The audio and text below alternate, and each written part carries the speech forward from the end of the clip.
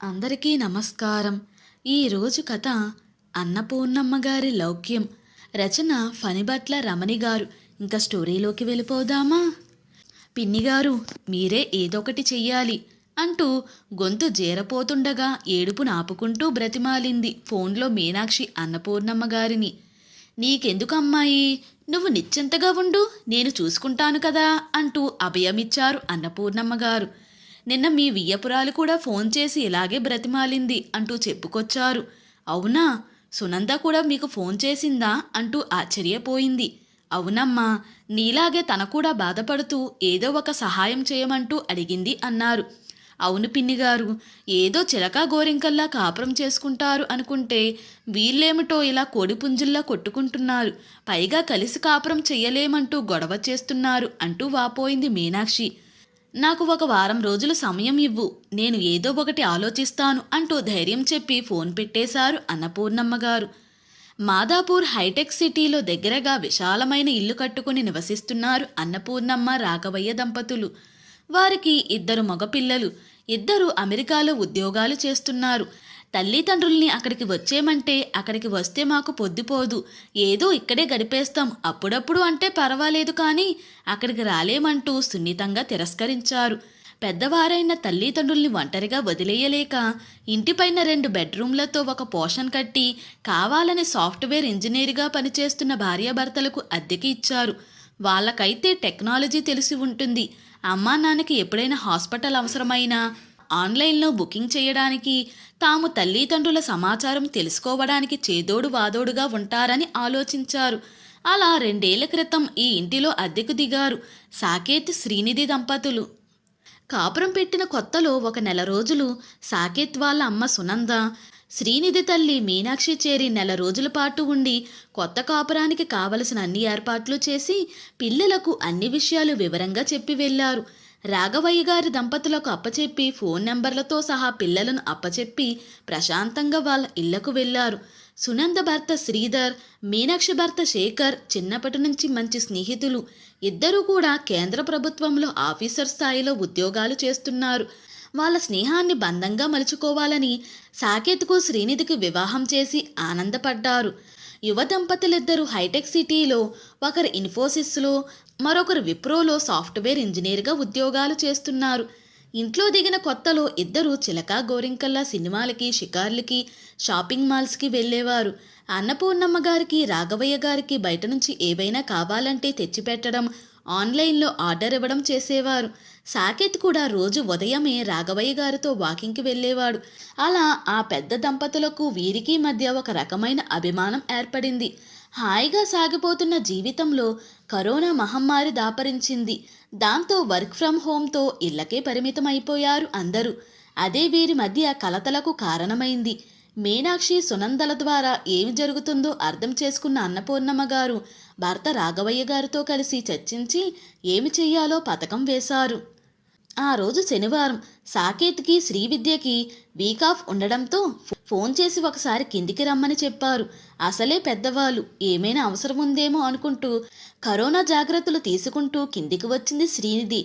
అలా వచ్చిన శ్రీనిధితో కుర్చీలో కూర్చోమని చెబుతూ, అమ్మాయి, రేపు ఆదివారం నుంచి 40 రోజులు లలితా సహస్రనామ పారాయణ చేద్దాం అనుకుంటున్నాను.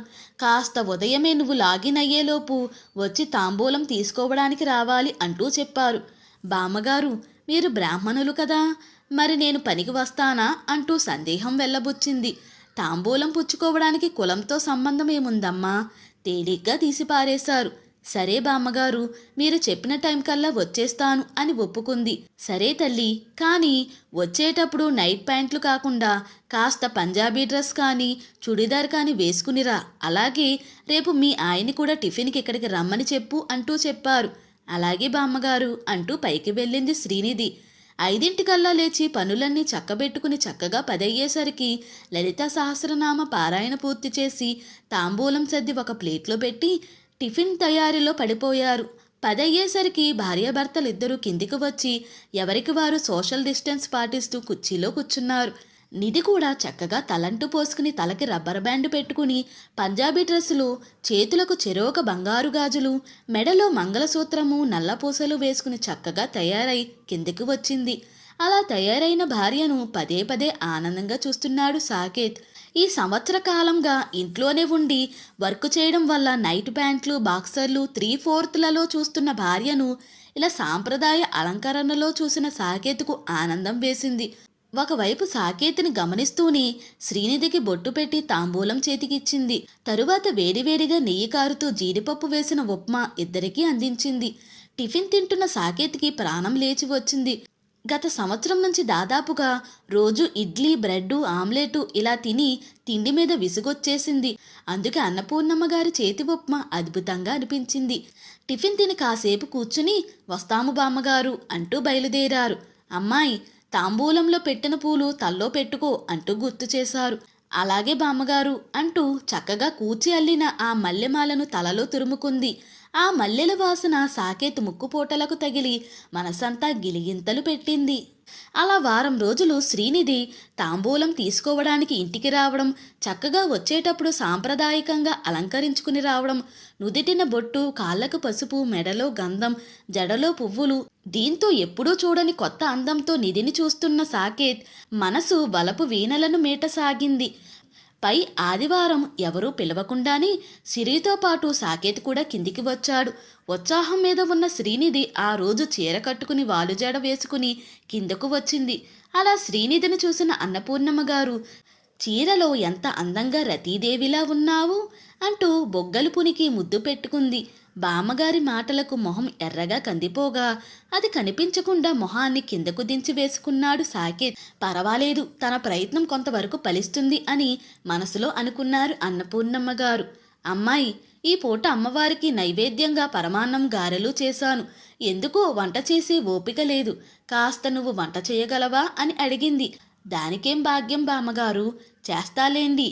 కానీ నేను చేసినవి మీకు నచ్చుతాయో లేదో అంది. బాగుందమ్మా సంబడం. ఏదో చేసి పెడతానంటే వద్దనే వాళ్ళు ఎవరైనా ఉంటారా? నీకు వచ్చినట్టే చెయ్యి అంది. అలా మధ్య మధ్యలో బామ్మగారి సలహాలు తీసుకుంటూ మామిడికాయ పప్పు, చామగడ్డ వేపుడు, మజ్జిగ పులుసు చేసింది. ఇవన్నీ సాకేతికి ఇష్టమైన వంటలు. సునంద ద్వారా సాకేతికి ఇష్టమైన వంటలు తెలుసుకుని అవన్నీ శ్రీనిధి చేత చేయించింది. చక్కగా నలుగురు కూర్చుని కబుర్లు చెప్పుకుంటూ భోజనం చేశారు.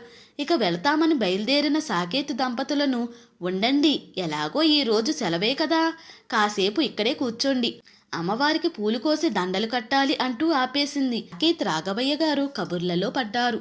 కాసేపు అయ్యేసరికి, ఏమే, కాసిన్ని మంచినీళ్ళు ఇవ్వవు, అలాగే అదే చేత్తో కమ్మటి కాఫీ నాకు నా మనవడికి ఇవ్వు అంటూ అడిగారు.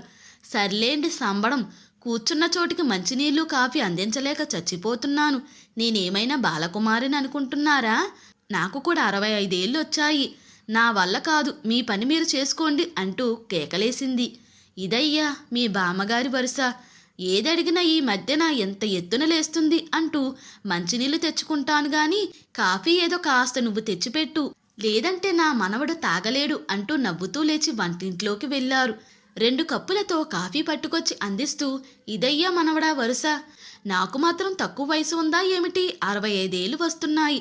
ఈ కరోనా పుణ్యమాని సంవత్సరం నుంచి పనివాళ్ళు రావడం లేదు.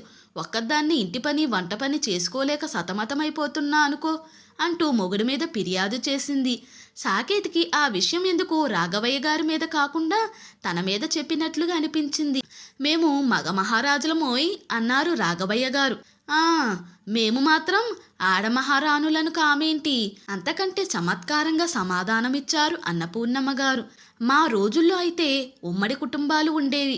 ఆడవాళ్ళు ఉద్యోగం చేయకుండా ఇంటి పట్టున ఉండేవారు కాబట్టి ఏ సమస్య లేకుండా పనులన్నీ చకచకా జరిగిపోయాయి. కానీ ఈ రోజుల్లో ఆడామగ తేడా లేకుండా ఉద్యోగాలు చేస్తూ ఉంటే మేము మగ మహారాజులమని గిరిగీసుకుని కూర్చుంటే ఎలా కుదురుతుంది? నువ్వేమంటావు సాకేత్ అని అడిగారు. సాకేత్ బదులేమీ చెప్పకుండా కామ్గా కాఫీ సిప్ చేస్తూ కూర్చున్నాడు. తాను నిజంగానే శ్రీనిధికి ఎటువంటి సహాయమూ చెయ్యడు. మగ మహారాజులాగే కూర్చుంటాడు. పాపం, తన వర్కింగ్ అవర్స్ కన్నా శ్రీనిధి వర్కింగ్ అవర్స్ ఎక్కువే.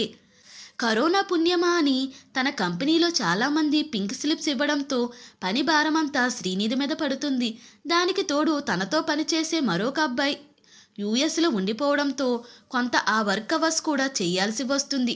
దాంతో రాత్రి 11 వరకు కంప్యూటర్తోనే ఉండవలసి వస్తుంది. ఉద్యోగం మానేద్దామంటే మంచి హైక్లో ఉన్న జీతం.